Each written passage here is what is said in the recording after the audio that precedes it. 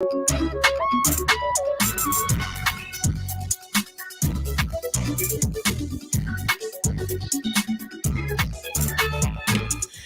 and welcome to another edition of Sports Talk. It's the first show for the month of May. It is Saturday, May 6, 2023. I am Daniel Blake. Thank you so much for joining me. Sports Talk is brought to you by Jamaica Customs Agency, country above self. I'm so glad that you are tuned in wherever you are, whether you're in Jamaica, across the Caribbean, or the world in general. I truly appreciate your company, reminding you that you can listen and watch the show in several different ways. You can download the Love FM app in the Google Play or Apple Store, depending on what smart device you have. You can go on your internet browser, love101.org, and listen live there. You can go on your radio if you're in Jamaica, the old-fashioned way, as we like to say it, on Love 101.1 all the way to 101.9, depending on where you are in the country. And if you want to see what's going on, you can go on Love FM Jamaica's Facebook and YouTube pages, and I'm live there right now. So good afternoon, or good morning, or good night to wherever you are. And you can interact with me throughout the show. On WhatsApp, it's 876-997-3125. That's 876-997-3125. So you can leave your comments there, or if you're watching on YouTube and Facebook, you can leave it in the comments section. So for those who don't know, May is what am I saying again? It's not the start. The entire month of May is Mental Health Awareness Month. And we know that there are a lot of people who are struggling with mental battles, illnesses, challenges throughout the world. And especially some of our athletes, not just our Jamaican athletes, but athletes around the world. So we want to have a discussion about that, and very shortly, the president and the founder of Elite Sports Psychology and renowned sports psychologist, Dr. Jason Scott Hamilton, he will be joining the show. We have a lot to talk about in terms of mental health and athletes. So stay tuned for that. And then later on, we will be playing a video feature with some of the world's best athletes who have gone through their own mental struggles, being very open with several different mental struggles, including depression, disorders, those type of things. So it is something that a lot of people struggle with. I know that a lot of us, the listeners, even though we aren't high-level athletes, we are all humans. We all have that in common. And, just to know that athletes who, in our eyes are so successful in what they achieve and what they do, to know that they still struggle is extremely tough. So we will be just focusing today on all that. And if you have any questions or anything regarding that, please leave it in WhatsApp on 876-997-3125, and we will ask those questions to Dr. Hamilton, and we will do so much more. So usually we would have my monologue to start the show and the sports bits, but because Dr. Hamilton is giving us his time, and we know it's very precious, we're going to do that shortly. So we're going to take a very, very short break, and when we come back, we will start our discussion. So please stay with us right here on Sports Talk, right here on Love FM.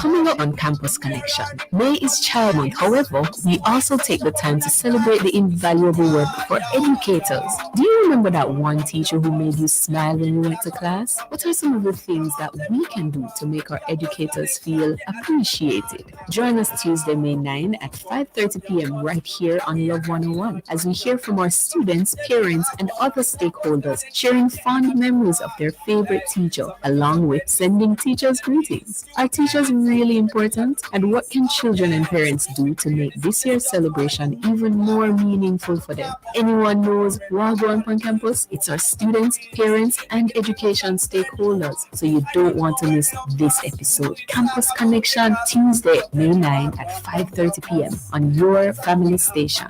Love 101.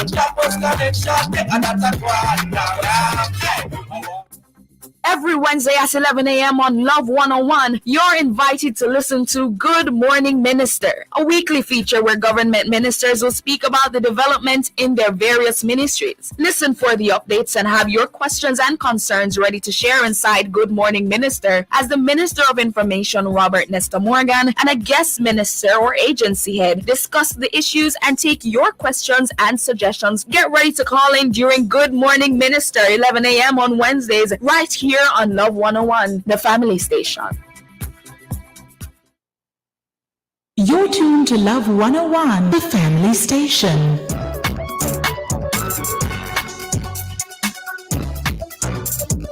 Welcome back to Sports Talk here on Love 101, the family station. So it is the mental health Awareness Month edition right here on Sports Talk, and our special guest today is renowned sports psychologist and founder and president of Elite Sports Psychology, Dr. Jason Scott Hamilton.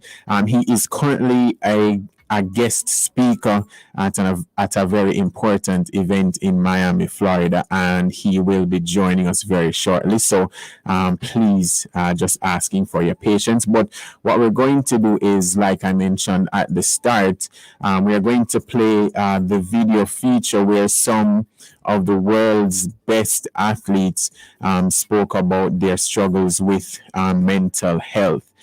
So in this video, you're going to hear from WBC heavyweight champion Tyson Fury, 28-time Olympic medalist Michael Phelps, 6-time NFL Pro Bowler Brandon Marshall, former England players, that's in football, Danny Rose and Jermaine Genius, England manager Gareth Southgate. But first, we'll start with NBA champion Kevin Love. You know, it's interesting when you have a injury, so to speak, and you have a knee injury or my hand or, it's an ankle sprain. It's a lot different when you can't see it and somebody doesn't know what's going on outside the lines. Everybody's going through something. Success is not immune to depression.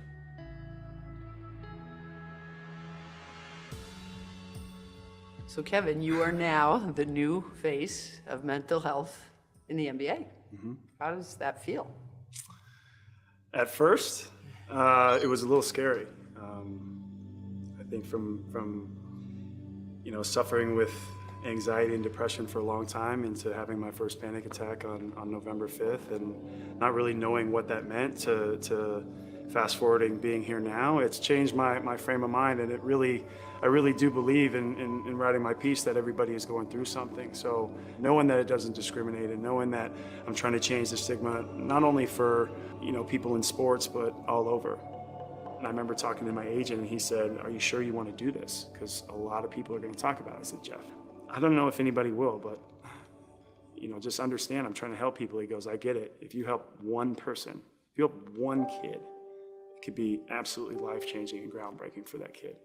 Let's talk about the panic attack for a minute, because that's when the world got a little glimpse of what was going on. So take us through what happened that night.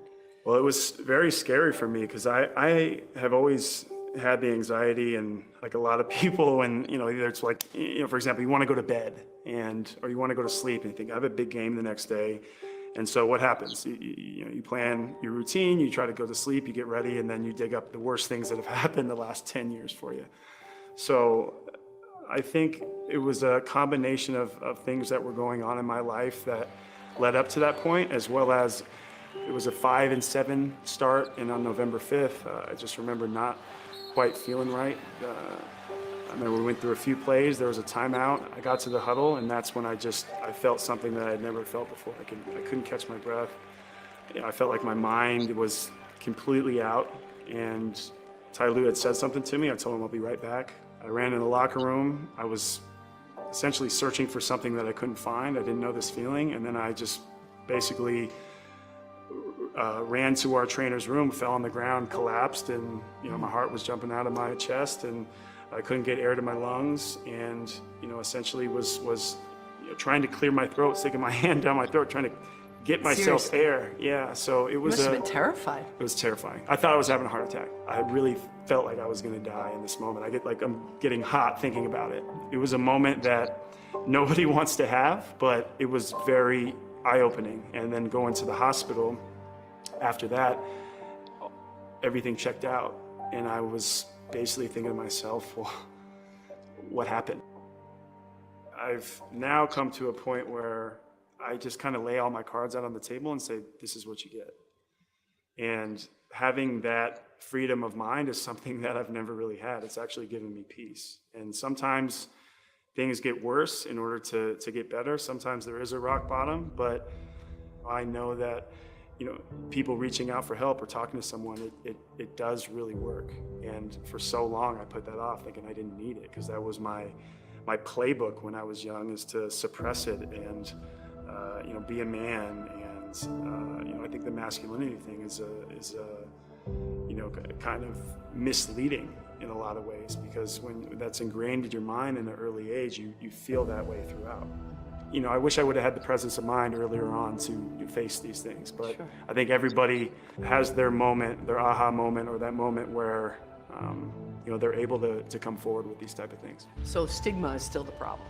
There's still plenty of guys that have issues, and they don't need to come forward to me or to you, but they do need to get the help. But there are players out there that think you're soft because you did this. They think DeMar's soft. They're gonna think everybody that comes forward is soft. What do you say to them? Like, it's such a tired statement. Like, I've put my time in this league. Guys put their time in this league. To be in the NBA, you're not soft. And to come forward with this, it's, like I said, that's tired, it's outdated, and it actually, in the end, is probably, for me, it was the best thing I did, and it's only gonna help you moving forward. And it doesn't just mean basketball players or anywhere in sports. This is an everyone and every human thing. Competing at 5 Olympics, Michael Phelps won 23 gold medals, most ever. In the water, he was a spectacular force, but out of the pool, life was often more challenging. In 2014, he was arrested and charged with driving under the influence for the second time in 10 years. Be advised, last name Phelps, first name Michael. Well, that's a train wreck. I mean, I was just like a time bomb waiting to go off. I mean, I had no self-esteem, no self-worth. Just when Phelps needed it most, an old friend, also a sports icon in Baltimore, intervened. This is when we fight. This is when real character shows up. Don't shut down, because if you shut down, we all lose. I mean, for a moment, I thought it was going to be the end of my life, literally.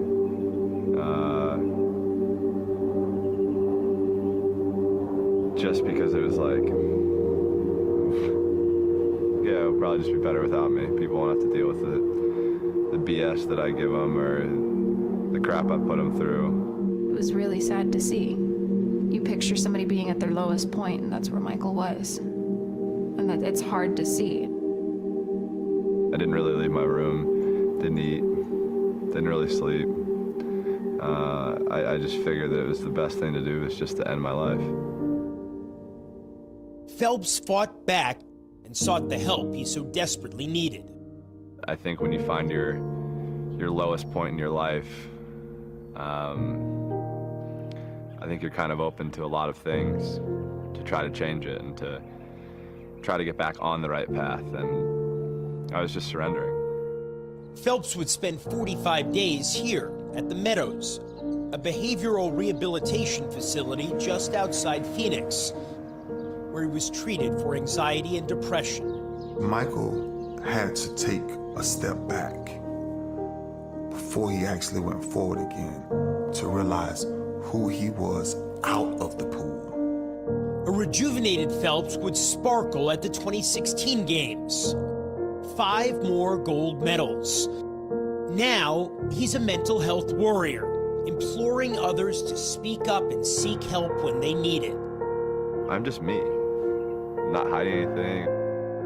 The things that are most important to me and that matter most are better than they've ever been. What do you think the impact has been in the last few years with celebrities and athletes such as yourself opening up about these topics? I think honestly, it just shows that we're human. You know, I think so many people think we're, you know, almost like an action figure and you just wind us up and we go. But, you know, I think, you know, when we're opening up like this and showing our vulnerability, I guess showing a sign of our vulnerability, you know, I think that's difficult. And that's one of the hardest things I've ever gone through. And I can't say it enough. There are probably thousands, millions of people that are experiencing the same exact thing that I'm going through. So I think if they see people like myself or people like Kevin Love or people, you know, Bieber, all of these people have opened up and talked about struggles that they go through. And it's just something that we've never really seen over the past 5 or 10 years, you know? So it's like, I think we've really come a long way. And it's just so powerful when you're able to stand up and talk about your struggles. Because it just shows you, I don't know. Yeah, you're a person.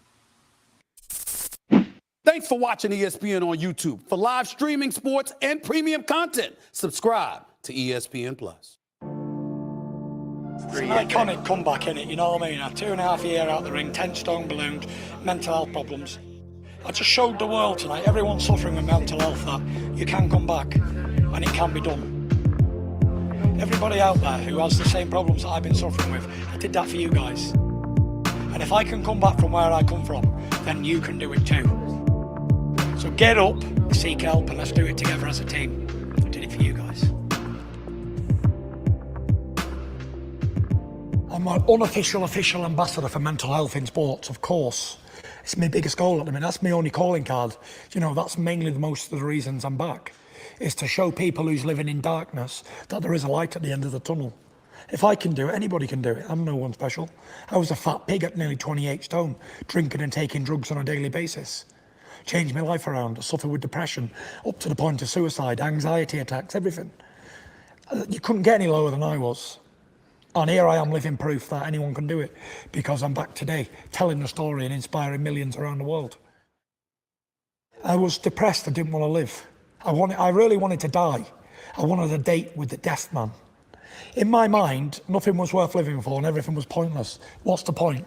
What's the point in earning money? What's the point in being rich? What's the point in being successful? What's the point in having a family? What's the point in breathing air? Everything that there was a point in doing, I had a question for. Big question mark at the side. I didn't see the point in it. Even being lineal champion of the world and winning all them belts and beating a great man in undefeated 11 years, it didn't have no meaning to it or value. I didn't value it. It wasn't an achievement for me. Nothing mattered. So when nothing matters, then I thought there's no point in living. I do want to die. And I prayed for death on a daily basis. I wake up in the morning thinking, why did I wake up this morning? Why didn't I die in my sleep? And if I tell that to my wife and my family, then they just break down and what is going on in this man's mind. It wasn't an easy 2 years. I look at people striving to do things and I think, you know what? Why? Why are you doing this? If I didn't want to do it, a man on top of the world with everything and so much more to gain, and I was thinking, I don't know how these people are doing day-to-day things and striving for nothing. I tried to drink myself to death. That didn't work. Apparently I can take a lot of alcohol. I did attempt to crash into a bridge at one time, and I pulled out last minute, and that was it really. I didn't want to jump in front of a train and hang myself. But I just hoped that I'd maybe have a heart attack or die in my sleep or something. I think a lot of people in sports are all suffering. I think there's a lot of people in the world suffering. And they need to know that help is out there and you can get better. And there's no specific reason why you feel like this, because if you knew what was making you feel like this, you'd stop it. What helped me was having a routine and a purpose to live. After the Klitschko fight, I didn't see I had a purpose in life anymore, if that made sense. I didn't want to box anymore because I'd achieved everything. What was the reason for me to keep boxing? I didn't want to box. I hated boxing at that time. So after that, I never had no purpose. All I've ever done in my life is box. So when it comes that the boxing's gone, it was like, well, what else is there? I tried clay pigeon shooting, off-roading, I tried golf, I tried other sport, I tried everything really, but nothing really interested me at all. I never had no really passion for nothing. And then I wasn't training, and I trained all my life from being a teenager, like a young kid, on a daily basis. And when you don't train, you feel depressed. If I don't train now for a week, I cannot wait to get in the gym and train. If I don't train for any longer than a week, I'm depressed completely. But luckily with me in boxing, I had another lease of life, another will to live, another will to strive and have goals again.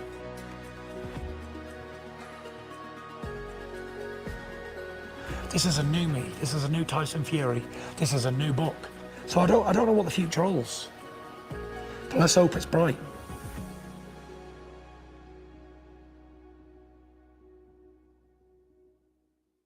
Brandon Marshall, wide receiver of the Chicago Bears, 5-time Pro Bowler.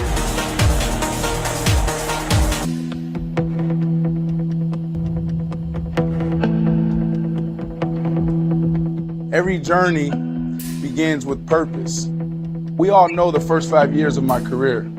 Life's spiraling out of control. He's crazy. He's attacking the car. This is Marshall's 4th arrest since March 2006. Brandon Marshall was too drunk to drive. Pro football star is recovering after being stabbed. Now we have to be concerned if, in fact, Brandon Marshall goes to jail. Watch this! I mean, you look at a kid who had everything, top 5 in the league, what I do. What a catch again by Brandon Marshall. Dream home, dream car, beautiful wife. You know, I sat in my theater room in my dream home because it was the darkest place, and I sat in there day in and day out. Long story short, go to McLean Hospital and, got diagnosed with borderline personality disorder.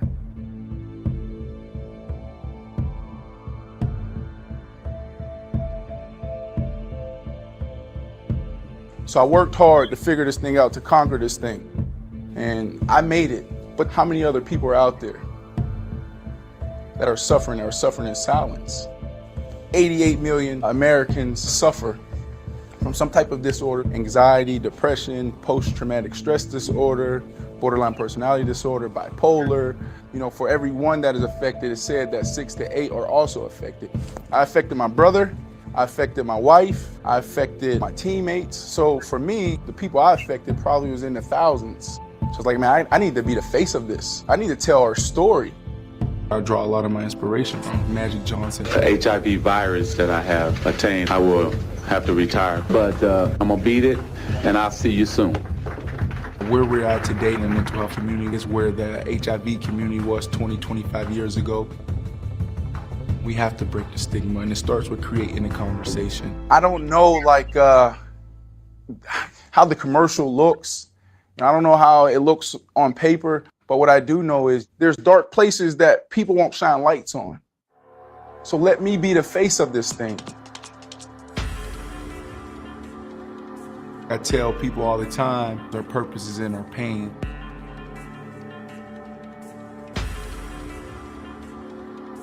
When the vision is big and the mission is big, your focus have to be even bigger. Danny, you've spoken really powerfully about being depressed. How did that manifest itself for you?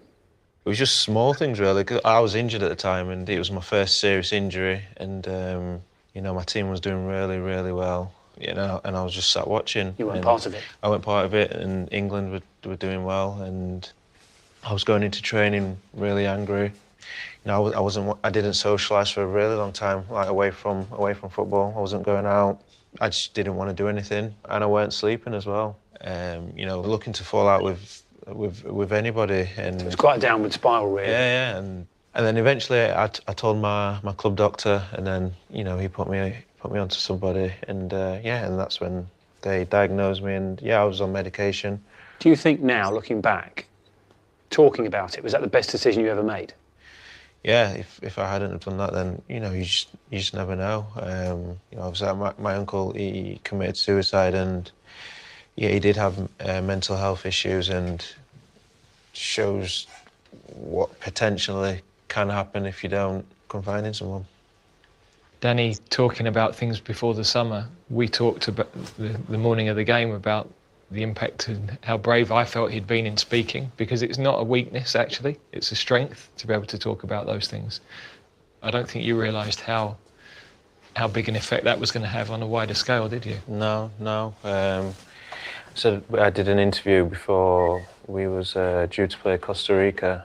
The morning of the game, I woke up and I had, like 100 messages, and it was really emotional. And at half-time, I was running out to come back onto the pitch, and two of their players had stopped me in the tunnel and said thank you for what I'd done, and that they'd gone through something similar. And that's a massive moment for that to happen, isn't it? Yeah, when that happened, I sort of realised how big it was, and it was definitely overwhelming. I'm in quite a privileged position here with Danny, because Danny was in my dressing room as a kid when I was a captain of the team and more one of the leaders of the team. And Danny would come to me and other various of the older pros in the team at a very young age and be like, JJ, I can't play this weekend. I need to go home. Like, I'm missing home. I mean, I don't know if you remember kind of those feelings of wanting to go back to Doncaster quite often. Now, were they warning signs, kind of, when I look back, that actually I'm just not noticing it? Am I ignoring it? Because I think you did. You almost kind of went, oh, Danny's just homesick again, wants to go home. But essentially, there was something maybe building up there, and that, as a team, we ignored, and as a club, maybe we ignored and neglected at that point. So I think we have to notice things that are happening around us as well as that. Yeah. That was Jermaine Genius, former England midfielder. You also heard from former England and Tottenham defender Danny Rose, England manager Gareth Southgate, 28-time Olympic medalist Michael Phelps, WBC heavyweight champion Tyson Fury, and NBA champion Kevin Love, all talking about their mental struggles. And it's amazing because these are some of the best athletes in the world, you would say, and yet they go through, they have gone through so much, and they're able to talk about it today. Very shortly, we will hear from Dr. Jason Scott Hamilton as we continue our Mental Health Awareness Month discussions here on Sports Talk. But we're going to take a very short break, and we will be right back.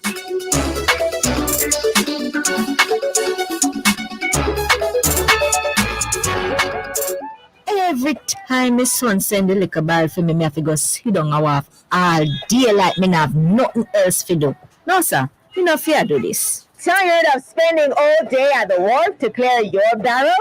Driver, turn up that the little bit for me there. Starting May 1, use contactless clearance to clear your non-commercial shipments and avoid the long wait. Call Jamaica Customs today at 876-922-51408 or email contactlessclearance@jca.gov.jm. But God goody, me I go call customs and learn about the contactless clearance. Hook me up. Less waiting, more convenience. Try Customs contactless clearance today.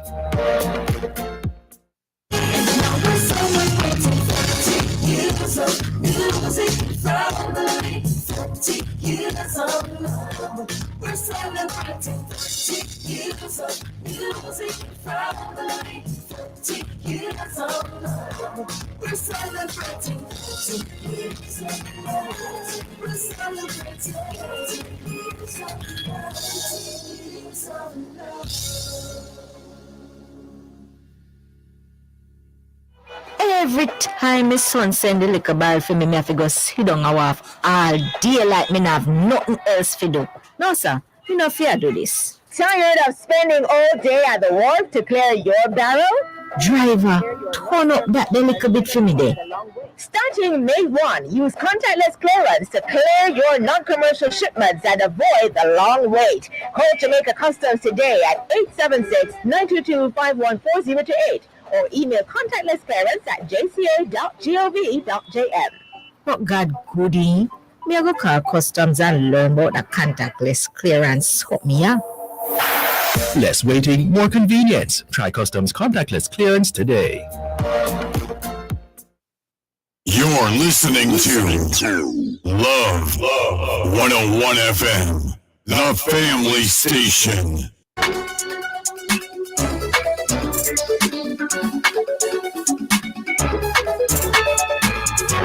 Welcome back to Sports Talk here on Love 101 FM. And remember, Sports Talk is brought to you by Jamaica Customs Agency, Country Above Self. May is Mental Health Awareness Month, and we have been talking about just how mental health and how it affects athletes and how they deal with it, as you heard that feature before. And we are now going to be joined by the founder and president of Elite Sports Psychology and renowned sports psychologist, Dr. Jason Scott Hamilton. Dr. Hamilton, thank you so much for joining us. Thank you. Thank you for having me. So you've been doing this for close to 3 decades, especially when you started, it wasn't a very, I would say, a popular profession to go into. What was the reason for you to say, I'm going to start doing this? Okay, it's a good question. I was a former director of research at Florida International University, and then I became an assistant dean in the College of Medicine. So my license is in clinical psychology, but it's really actually my wife. She said, you love sports your whole life. Go and do further credentialing and licensing to be able to do clinical as well as sports psychology to help athletes with their mental health or mental performance issues. Yeah, the wives tend to have good advice. When you think about sports psychology, the general thing is that it helps athletes with, their lack of confidence and their performance anxiety. Over the years, how have you managed to get athletes to perform at their peak? Because some of the athletes that you have worked with, if we were to list every one of them, we'd be here all day. But how have you managed to get them at their peak? Because it's not something that is easily done. Yep, that's a very good question. So here's the thing.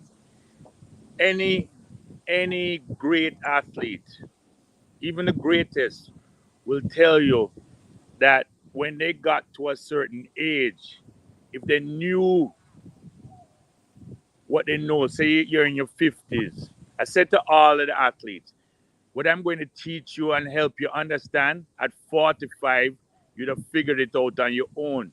But at 45, you can't be a world-class elite athlete. You have to understand how to manage your limbic cortical region. Limbic cortical region is a region of the brain that's there to protect you. But it's all sometimes thinking that bad things are going to happen. What if I fall? What if a false start? All kind of what ifs.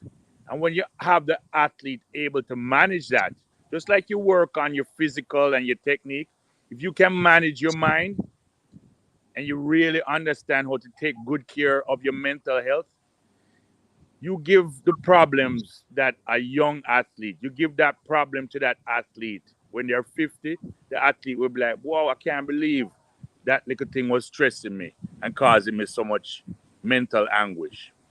Yeah. I was watching a podcast recently, and someone had mentioned that one of the reasons why, athletes tend to get so nervous and so forth, it's because they're thinking about failure rather than succeeding, because the way the mind works, it tends to think about the negative side first. Is there any specific technique that would, allow athletes to always think about I guess, the goal side or the objective side rather than not achieving that? Yeah. This is, I just wanted to just show, this is my eldest son, Jason. He's out here at our high school, JC, putting on a golf tournament. So I just putting him on screen so he's also on this thing. How you guys doing? Blessings, Jason. Blessings. Yeah, man. He does a lot of the work. He has his own company and he does a lot of digital videography and photography. Very good job he does. So he just did it for the golf tournament. But to go back to the question that you just asked me, and confidence at a particular time, many athletes perform very, very well in practice. And then they get to big competition, and that's where they choke, or that's where they have problems. Because the night before, that same limbic cortical region that I told you about. So the front part of your brain has the prefrontal cortex, which deals with executive functioning. The limbic cortical region is a region that's supposed to have been there to protect us from lions and tigers. We don't really have the lions and tigers that we're running from right now. That don't stop that region from being overactive or very active. And what it does is it's trying to tell the person you might be in store for a bad outcome, which is not necessarily true. Once you can teach them how to manage that, because people say, oh, but Doc, I get butterflies. Butterflies in your stomach, it means your body is preparing enough. When Shelly Ann get butterflies, she smiles because she know her body is ready to perform. Great athletes, when they understand the whole game, right? It's like a car that needs to go fast. Once you're revving the engine, the bonnet get hot. You put your hand on the bonnet, you know the car ready to run. So it's the same way, butterflies coming, that means my body is ready. It don't mean I'm going to perform badly because butterflies coming. Yeah. Just to talk about the opposite side of that, because you did mention Shelley and Fraser Price, one of our greatest ever athletes. You've worked with Usain Bolt. I know that you've even done work with NBA legend Shaquille O'Neal. And when you think about those athletes, they aren't short on confidence. So what do you do in those type of situations? Because just from, generally speaking, you would think those are the athletes who don't necessarily need it because, they to us, they seem so confident. They're ready for any challenge. But what do you help them with? Is it a fact that you keep them at that confidence level? Is there something that you can help them to tap into so that they reach a new level? What exactly do you do when it comes to athletes who have already high confidence levels? All right. So in Jamaica, we say what don't broke you down. You don't need to fix certain things, right? Like you're seeing and Shelly and them understand it. And all we do is we talk and they agree. Yeah, Doc, what you're saying is true. That's how I've been doing. So you don't need to fix up that again. That already, right? Shaq, him get it too. And we even got with confidence in the free throw, but he's not going to shoot it the way we had tried, which is underarm. Shaq, people that are very confident, when you're speaking to them, they're like, Doc, I know this, and we're just reiterating it. So it's the younger ones who can look at a great athlete like a Shelly and a Shaq and a Usain, who already understand it. Because when I was at CMJC, Usain, they said, Doc, I agree with you. The difference between good and great is mental. Michael Jordan agree with us. Shaq agree with us. Shelly and when we're in Japan talking, agree. They understand that the power of managing your mind is as important as your physical and technical abilities. Shelly and herself will say, boy, Doc, you must take the most picture of me in life. I'm going to forever take anytime I see you. Just the other day, where was that? We were at Champs, and she is amazing. She was there for like 3 hours talking to all the little young athletes and around the Grace thing. She's a phenomenal ambassador. But I tell her, look, Chelian, anytime you see me, no matter when I was in Birmingham, I take picture with you. When I'm in Japan, I taking picture with you. When I at the National Stadium, 'cause I am not just Dr. Hamilton. I am a big fanatic of all of our Jamaican athletes. And I want them to help the younger ones coming up. This younger generation that they're seeing so much on social media, and they're pressured so much on social media. You have a group that won the Olympic gold medal. If you look at it's one of my favorite pictures. It's all 4 girls that won the 4x100 in Tokyo.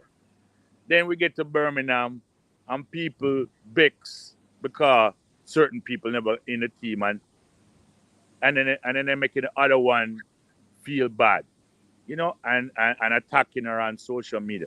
There is definitely much more need for us and more sports psychologists to help these young athletes go through what they need to go through, because it's not easy. It is definitely not easy to compete for Jamaica. Jamaica is a lot of pressure. It certainly is, and that leads me to ask, because all sporting associations require teams and competitions to have a medical person there for the physical need. But knowing all that has been happening over the years and knowing how important mental health is, do you think that these associations need to now make it mandatory for whether it's a sports psychologist or a counselor, those type of things, to be mandatory to be part of all these teams or athletes or so forth?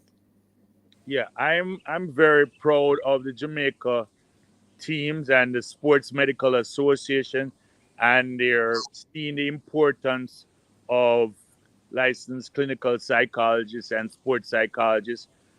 Jamaica is definitely doing yeoman's work, a much better job of this. Many times that we go and we're a part of the sports medical team, we're volunteering our services. Um, so yes, I know that FIFA recently had said it for when I put through the credit for the France World Cup. So FIFA is saying that all teams should travel with a sports psychologist. The Olympics are also saying most of the international competitions are saying that part of the sports medical team needs to also be a sports psychologist or a clinical psychologist. In our feature that we played earlier with a lot of the higher level athletes who, in our eyes, achieved so much, they spoke about, being depressed, wanting to commit suicide. And you would think that achieving all these things would essentially bring them happiness, because that's what all athletes hope to achieve: trophies, medals, money to provide for your family, etc. When athletes reach that stage, how do make them adjust their minds and get back to that happy place? Because if their objectives are no longer making them happy, like, what exactly does? That's a very good question, Danny. I have elite, world class athletes that the amount of pressure that they're putting on themselves to be one perfect, which don't exist. You can have an excellent competition or an excellent season or an excellent race, but you can't be perfect. And I have people that are winning. They win and they're still not happy because the time that they wanted, right? There's always another variation that would make them happy. And what I've gotten is like they're calling me the smiling doctor. Most of my athletes smile. Most of the athletes that listen or talk to me or anything or consult with me, they understand the power of the inner child, the young person in there. That little child just wanted to do well and people enjoy what they did and for them to enjoy it themselves. So when you see him smiling before the race, when you see Shelly Ann smiling before the race, anytime you see Jamaican women smiling before them race you standing up for a big problem because they're coming. Their body is going to release serotonin and norepinephrine. This is what we in sports psychology call the flow state. And it's easier to perform that way than it is to perform as an anxious, nervous, tightly wound up person. Yeah. You mentioned a little earlier about younger athletes, and in my opinion, they are under a lot more pressure and stress compared to the athletes of the early 2000s and before, just because the spotlight is there because we're in the technology and social media age. Whereas if you didn't read a newspaper or listen to a specific radio talk show back in the past, you'd be okay. But the mere fact that comments and critique are so readily available right now that it's hard for athletes to ignore. And I know that you mentioned something very important recently about mental filter. How do you get athletes to, especially these younger athletes, to really improve their mental filter when these critiques and these so-called bright lights shine on them and the pressure is on? Okay, that's a good point. The mental filter comes from a colleague out of West Point, Dr. Nate Zinzo. And you can have two athletes at a similar level and similar level in performance. And the athlete that's enjoying themselves and enjoying their performance and happy, that other athlete comparable, them not beating them. I have athletes who lost 2 feet in a car accident, and we try to say to them, it's how you filtering is how you perceive the bad thing that happened to you. And they're very godlike and Christian. I said, suppose God have a plan for you when you involve your foot.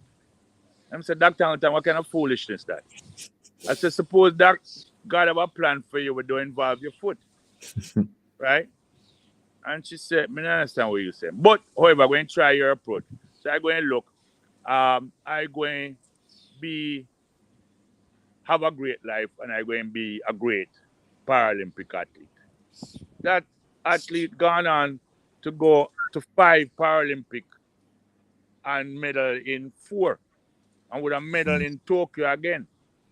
So it's mental filter, to go to your question, is things come in and 2 different people will see the same situation differently. Some will see the situation and it's not that bad. Some will see the situation and it destroy them. This is the worst thing. Oh, me so sad. Why you gotta do this to me? God is not doing nothing to you. Right? You don't know what is in store for your life, which goes to the suicide. When these kids, these young people trying to be perfect and trying to do everything and it not working. There's a show, it's on Netflix right now. The Drew Simpson story. Young man, all he wanted to do was to play baseball in the major leagues. He makes it all the way to the major leagues. He's playing well, but then he start to think too much and trying to be perfect and it not working. And they're going to drop him back down to the minors. Right around COVID time, he's staying by himself in his apartment. Him have a gun. Him say, because I can't be perfect, I might as well just end it here. Shoot himself, try to kill himself, shoot himself in the eye. It did not damage his brain or anything. The next morning, him get up, him is still alive. By miracle, it never kill him. All he's done is tear out him eye.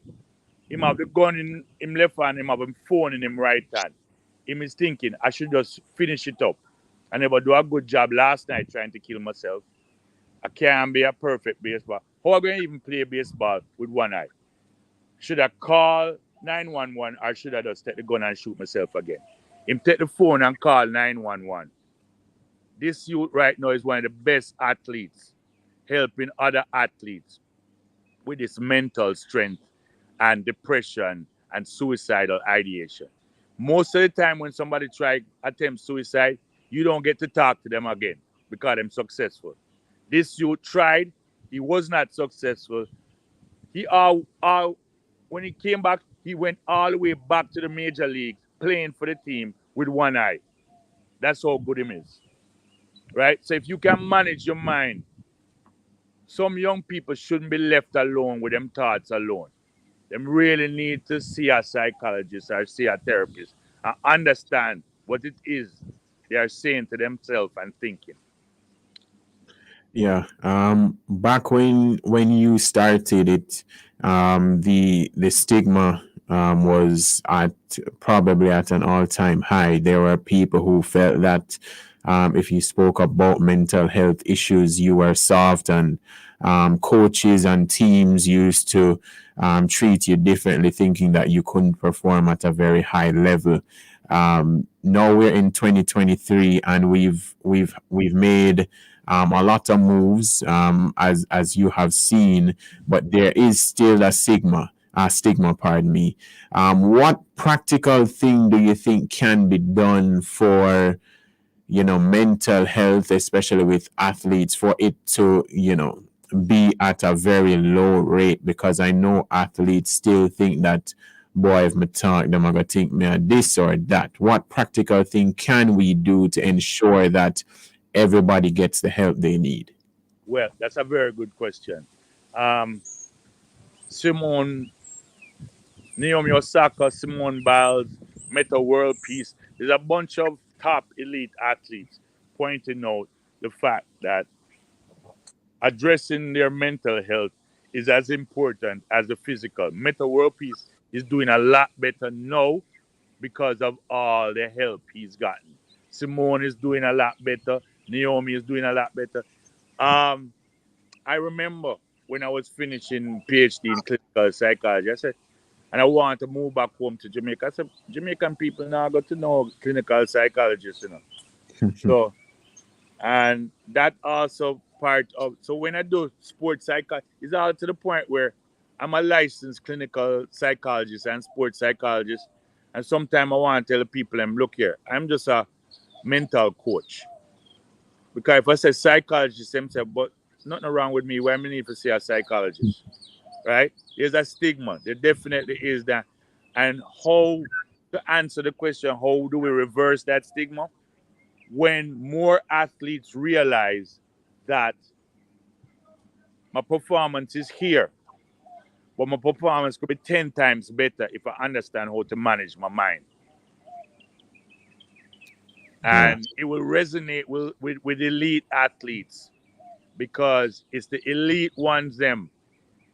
Like when Bolt is smiling and enjoying himself before the race. From me see it, my nose said done enough. For instance, Bolt teeth. For instance, the man smile, race finish. You can get up and go get some water. Because by the time you come back, the race done and him win. From you see, you saying Doctor, you saying St. Leo Bolt, smile. The race is finished. His body is going to release serotonin and norepinephrine. Don't believe he's not under pressure, Because Jamaicans, we are some funny people. If you're saying Bolt went to every Olympic and world champion and get beer third, we'll go up and house and burn down that.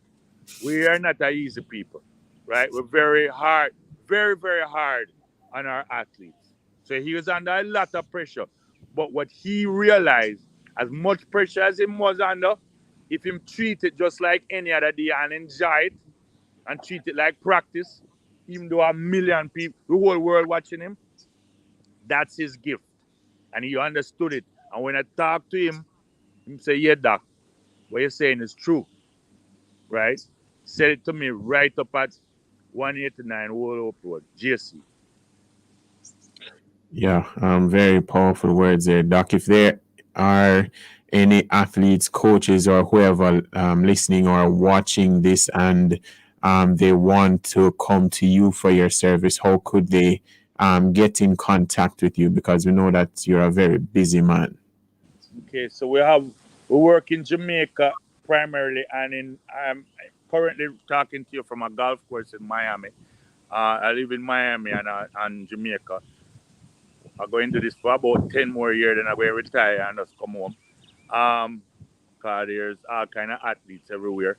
If they want to get in touch with me, they can text me at 786-226-5115, or they can go to my website, www.elitesportspsychology.com, or follow me on Instagram at drjshamilton or Elite Sports Psychology.